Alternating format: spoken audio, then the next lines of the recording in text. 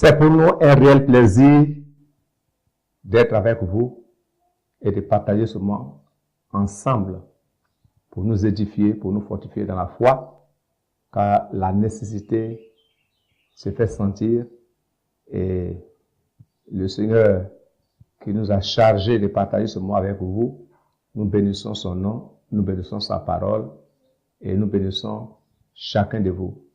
Nous disons grand merci à tous ceux qui nous suivent sur notre page Facebook et nous disons que vous êtes les bienvenus chaque fois que l'occasion est donnée de partager avec vous la parole de Dieu. Alors, nous revenons sur notre chapitre 6. Apocalypse chapitre 6, verset 1 au verset 2. C'est un passage qui va beaucoup retenir notre attention. C'est un passage qui révèle beaucoup de choses dans les derniers temps. Nous avons parlé du cheval blanc qui est l'Antéchrist, qui va mettre en place une grande religion. Nous avons parlé de l'image que projette cette grande religion qui va s'installer en parlant de Caïn et Abel. Et nous revenons encore dans notre chapitre 6, verset 1 à 2, pour relever encore d'autres inspirations, d'autres révélations. Et là, nous allons parler de la grande Babylone. Nous allons parler de la grande Babylone. La religion d'État appelée la grande Babylone. Je vais lire le chapitre 6, le verset 1 à 2 de Apocalypse. Je regardais quand l'agneau ouvrit un des 7 sceaux, l'un des 4 êtres vivants qui disait comme d'une voix de tonnerre, viens. Je regardais et voici parut un cheval blanc.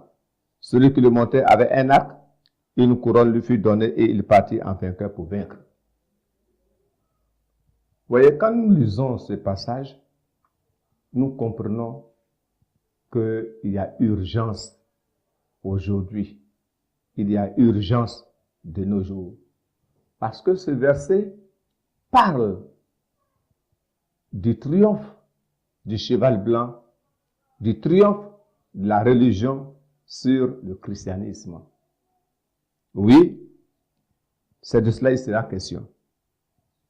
Et vous allez comprendre que dans l'histoire du cheval blanc, vous allez comprendre que dans ce passage qui parle du cheval blanc, nous allons allègrement vers la mise en place de la grande Babylone qui sera la religion mondiale. La seule religion qui sera reconnue de façon officielle par tous les États et qui vont même jusqu'à lui donner l'autorité afin d'exercer sa puissance sur toute la terre, sur toute la terre. Je dis bien sur toute la terre. Nous allons méditer le verset 2. Il est dit au verset 2, parut un cheval blanc.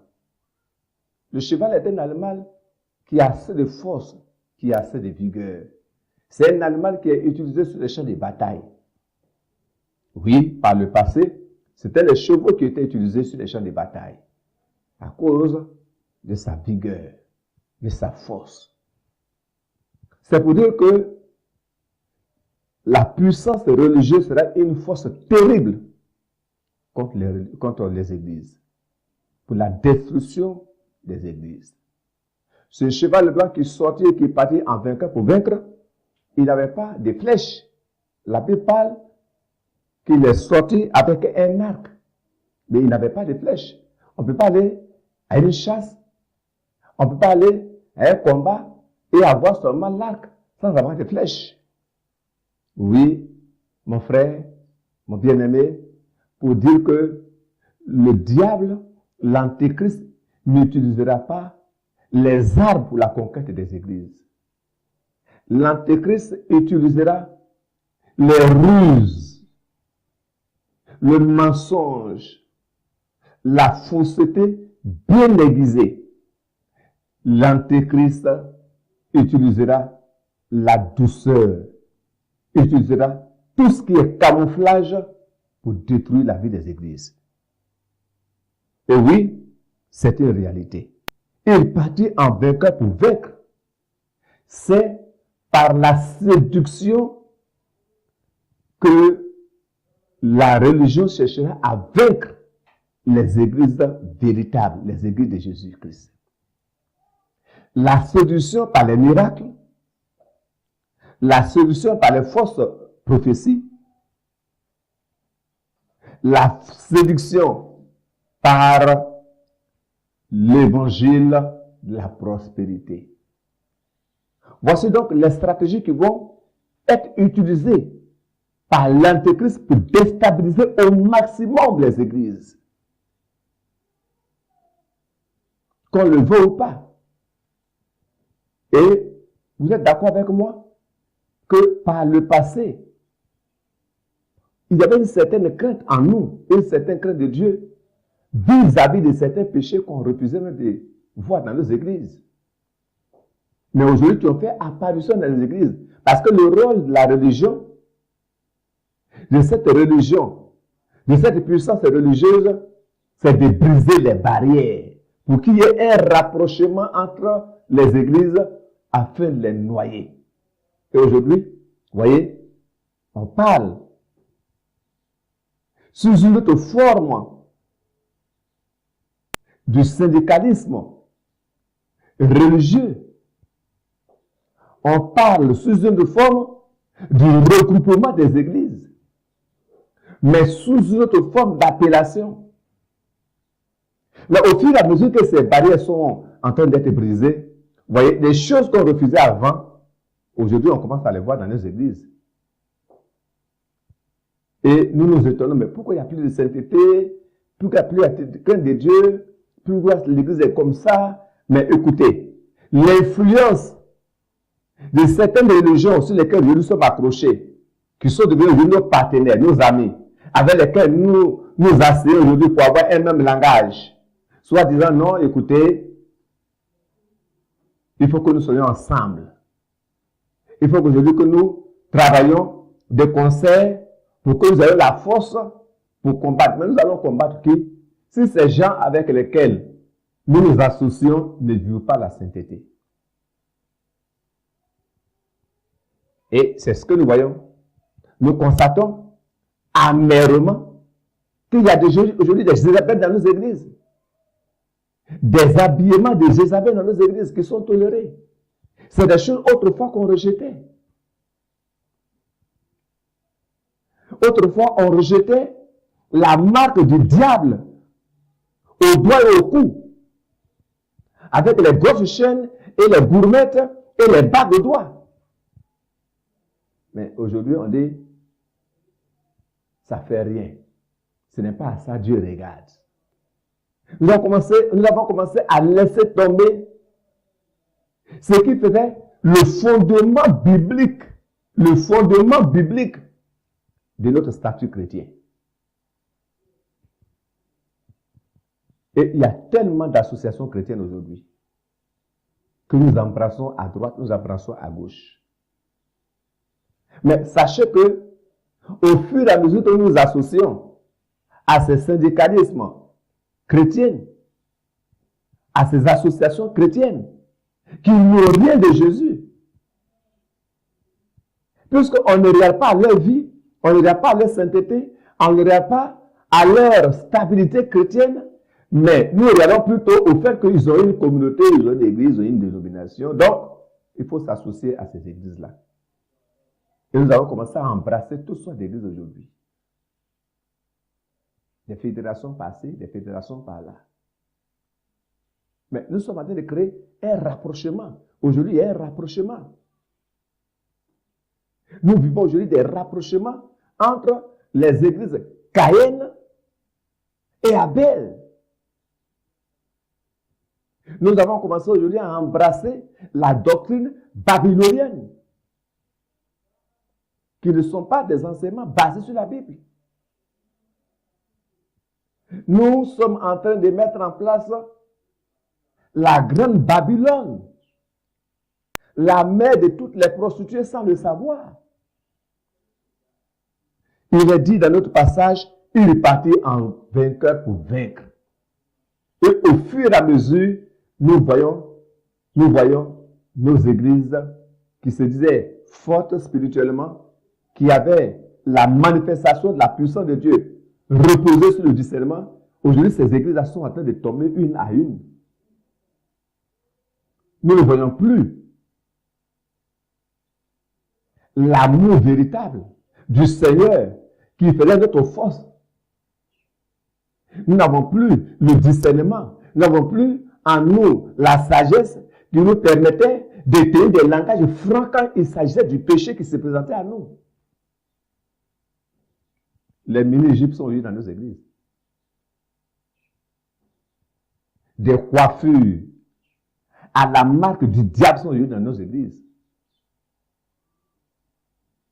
Des serviteurs de Dieu qui n'ont rien d'onction dans leur vie. Nous les voyons aujourd'hui en association avec nous. Nous tenons même des réunions avec eux.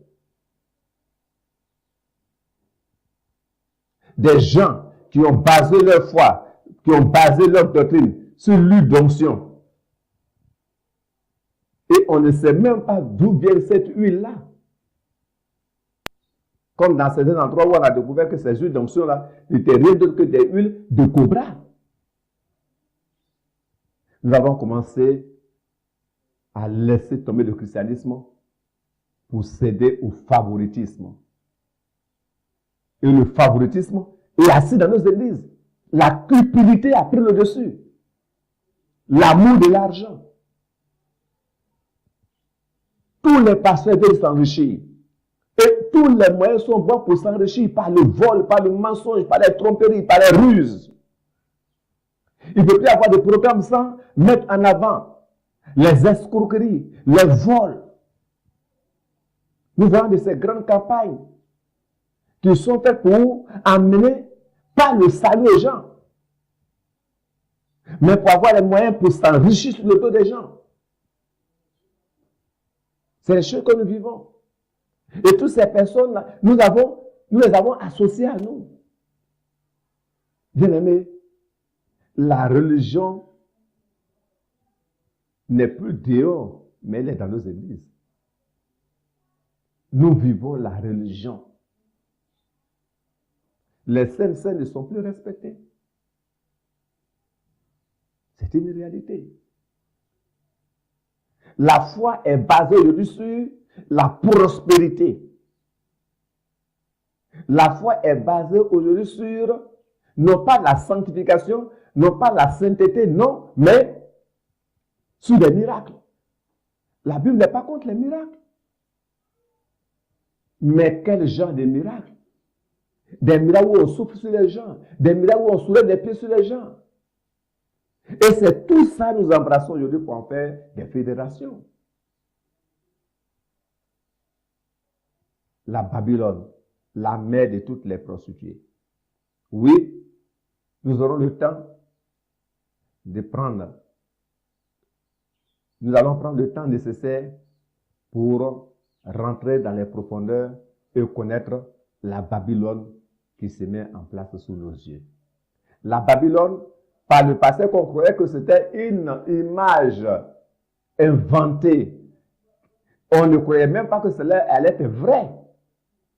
Mais aujourd'hui, Babylone est là, la mère de toutes les prostituées, la mère des impudiques. Les impudicités aujourd'hui sont dans nos églises. Les adultères sont aujourd'hui dans nos églises. Et ces choses-là, il faut les mettre à nu pour que notre foi ne soit pas teintée du christianisme religieux. Sinon, autrement dit, l'évangile de Jésus-Christ perdra ce qui fait sa force, ce qui fait son énergie, sa puissance, pour céder au péché. Nous devons les dénoncer, nous devons les mettre à nu, et pour le faire, nous avons la Bible, nous avons la parole de Dieu. La parole de Dieu est tout pour nous. C'est par elle que nous avons le discernement. C'est par elle que nous avons la connaissance de la volonté de Dieu. C'est par elle que nous pouvons être capables de mettre à nu les ruses du diable qui sont en train de rentrer dans nos églises. Que le Seigneur vous bénisse. Nous aurons le temps de parler de la grande Babylone. la mère de toutes les prostituées. Cette église d'État qui est déjà aujourd'hui dans le monde. Que toute la grâce de Dieu repose sur vous. Shalom pour la prochaine étude. Suivez sur notre page Facebook. Adhérez massivement. Partagez aussi pour que nous nous édifions les uns les autres. Que toute la grâce soit avec vous. Shalom.